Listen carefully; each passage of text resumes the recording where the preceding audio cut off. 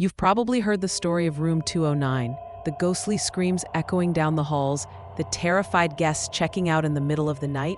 The internet is obsessed with it. It all started with a viral video supposedly leaked from a Wingate hotel in Illinois back in 2003. Security footage shows a guard being sent to check on an empty room after guests complained about blood-curdling screams. As the guard enters, a shadowy figure seems to float out behind him and just vanish. Inside, he finds total chaos. The carpet is shredded, furniture's been tossed around, and the shower is blasting in an empty bathroom. It's a seriously chilling piece of footage that has haunted online forums for years. But here's what I've learned from digging into stories like this. The most terrifying secrets a hotel can hide have absolutely nothing to do with ghosts. That famous video? It's widely considered a hoax. The audio was probably edited in. You never see any other guests in the hall, despite all the supposed commotion. And nobody's ever figured out which hotel it even is. Real secrets are the ones the staff would be fired for telling you. They aren't about ghosts. They're about the real-life crimes, the shocking deaths, and the disturbing events that get quietly scrubbed from a room's history before the next person checks in. So today, we're pulling back that curtain.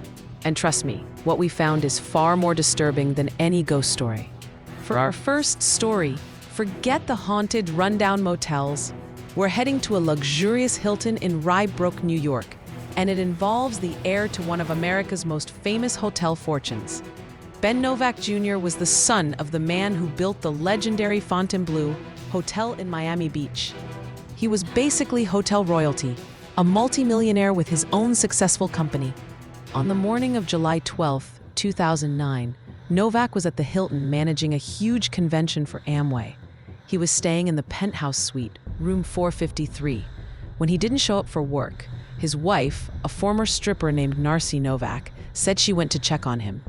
What she claimed she found was a scene of pure horror. Ben Novak Jr. was dead, and it wasn't a peaceful death. He'd been bound with duct tape, savagely beaten, and his eyes had been gouged out. The attack was so brutal that investigators later described his ribs as looking like chicken bones broken into his organs. Narcy tried to play the part of the grieving widow, but her story was full of holes. During a 9-hour interrogation, her behavior was just bizarre. But police were about to uncover something that blew the case wide open. The motive wasn't just in that hotel room. It was set in motion 3 months earlier and hundreds of miles away. Just before Ben's murder, his 87-year-old mother, Bernice, was found dead in her Fort Lauderdale home. At first, her death was ruled an accident, just a series of falls. But after Ben was killed, police took a much closer look. They discovered it was no accident. Bernice had been viciously beaten to death with a plumber's wrench. And here's the secret that connected the two murders. Court documents revealed that Ben Novak Jr. was about to divorce Narcy. If he did, a prenuptial agreement meant she would get almost nothing. However, if Ben died, she was set to inherit his entire fortune. But there was one huge catch. Ben's mother, Bernice, was next in line to control the estate. The motive was suddenly crystal clear. Narcy couldn't just get rid of her husband. She had to get rid of his mother first. Through her brother, Cristobal Veliz, she hired hitmen to carry out both murders. On that July morning, Narcy let the killers into the penthouse suite while her husband was asleep. She stood and watched as they bludgeoned him to death with dumbbells. Narcy and her brother were eventually convicted and sentenced to life in prison. A hotel room, a place for temporary rest, became the final stage for a plot born from unbelievable greed. The staff at the Rye Brook Hilton would never tell you that room 453 was the site of one of the most gruesome murders in New York's history. The room was cleaned, the evidence was removed, and it was put right back into service. Its dark history a complete secret to the next guest who swiped their keycard. Some hotel secrets aren't about a brutal solved murder, but something way more unsettling, a mystery hidden in plain sight. For this, we have to go to one of the most infamous hotels in the world, the Cecil Hotel in downtown Los Angeles. with a dark history of suicides and as a one-time home for serial killers like Richard Ramirez, the Night Stalker. The Cecil was already notorious. But in 2003, it became the center of a global obsession. On January 31st, 2013, a 21-year-old Canadian tourist named Elisa Lam vanished from the hotel. She was traveling alone, but had been calling her parents every single day. When the call suddenly stopped, they reported her missing. The LAPD searched the hotel, but found absolutely no trace of her. The case went cold for weeks. Then, desperate for leads, the LAPD released a video that would go viral and confuse millions. It was the last known footage of Elisa Lam, taken from a security camera in one of the hotel's elevators. In the video, her behavior is deeply strange. She gets in and presses a bunch of buttons.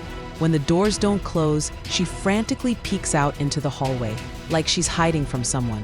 She jumps back in, then steps out again, making bizarre gestures with her hands before walking away. The elevator doors finally close. She was never seen alive again. The video created a firestorm of internet theories. Was someone chasing her? Was she having a paranormal experience? The hotel's grim reputation just added fuel to the fire. But the truth of what happened to her was revealed in the most horrifying way imaginable. About 2 weeks after the video was released, guests at the Cecil started complaining. The water pressure was terrible, and the water itself had a dark color and a weird foul taste. On February 19, a hotel maintenance worker went to the roof to check the giant cisterns that supplied the hotel's water. He climbed a ladder, opened the heavy lid to one of the tanks, and looked inside. There, floating naked in the murky water, was the decomposing body of Elisa Lam. Her discovery answered where she was, but it opened up so many more questions. The rooftop was supposed to be locked and alarmed. How did she even get up there? And more disturbing, how did she get inside a massive water tank and somehow close the heavy lid from the inside? The coroner's report eventually ruled her death an accidental drowning, with her bipolar disorder listed as a significant factor. Authorities believe she was having a psychotic episode, maybe thinking she was being followed, and saw the water tank as a place to hide. They theorize that as she tried to stay afloat, she took off her clothes and eventually drowned from exhaustion or the cold. But for the hotel, this was a secret of a totally different kind. For weeks, guests had been showering, brushing their teeth, and drinking water from a tank that held a dead body. The hotel staff never told them. They just handled the complaints quietly until the source of the problem was finally, horribly found. The Cecil Hotel is a perfect example of how a hotel's first job is to contain a crisis, to manage the story, and to keep the darkest truths behind closed doors, even when they're flowing right out of the taps. These stories are a chilling reminder that the person in the room next to you is a complete stranger, and every single room has a history we'll never know. The staff is trained to protect the hotel's reputation above everything else, meaning they're forbidden from sharing the very stories that would keep us all up at night. They can't even confirm if a person is a guest, for fear of exposing someone who might be in danger. What stories do you think your last hotel room could tell? Let me know in the comments. And if you find these hidden histories as fascinating as I do, make sure to subscribe. Sometimes the most terrifying secret a hotel can keep is not knowing what happened at all. The story isn't about a body being found, but about one that was never found, leaving behind nothing but unanswered questions.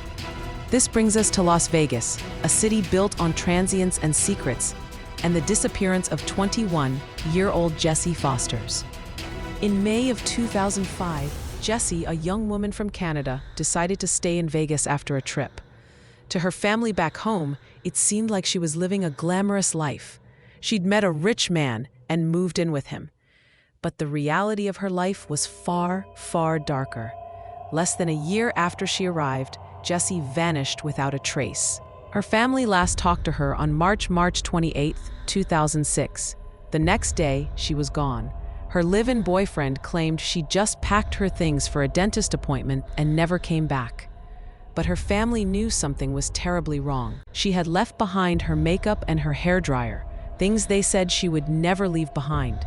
More importantly, she left $20,000 in a bank account she had been saving for college. Her family desperately searched for answers. They hired a private investigator and uncovered the grim truth of her life. Her supposedly wealthy boyfriend was actually a violent pimp who had forced her into the escort business. The last thing Jessie told her sister was that she was planning to leave him, and she was terrified he already knew. Jessie Foster was one of 4 women working as escorts who disappeared from Las Vegas between 2003 and 2006. The bodies of the other 3 women were eventually found. Jessie's never has been. Her case has been linked to different suspects over the years, but nothing has ever been proven. Her disappearance is a stark reminder of the anonymity that hotels and the cities around them can provide. Someone can check in, live a life of secret desperation, and then just disappear. There's no crime scene to clean, no body to remove. There is only a missing persons report and a family left to wonder forever. The hotels she might have visited, the rooms she might have stayed in, hold no memory of her. Their records are wiped clean, their doors open for the next guest, and the secret of what really happened to Jessie Foster remains absorbed by the city, untold and unsolved. The real stories that hotel walls could tell are of human tragedy, not paranormal encounters. The screaming from room 209 might be fake, but the real screams of victims, of terrified guests, of families searching for answers, are all too real. A hotel room is a temporary, anonymous space. Millions of people pass through, each with their own lives, their own secrets. And sometimes, those secrets get left behind, buried by management and cleaned away by housekeeping. All of it is to make sure that the next guest can sleep soundly, completely unaware of the darkness that once filled the very same room. The one thing you can be sure of is that the staff will never tell you. You just have to hope you're not sleeping in a room with a story.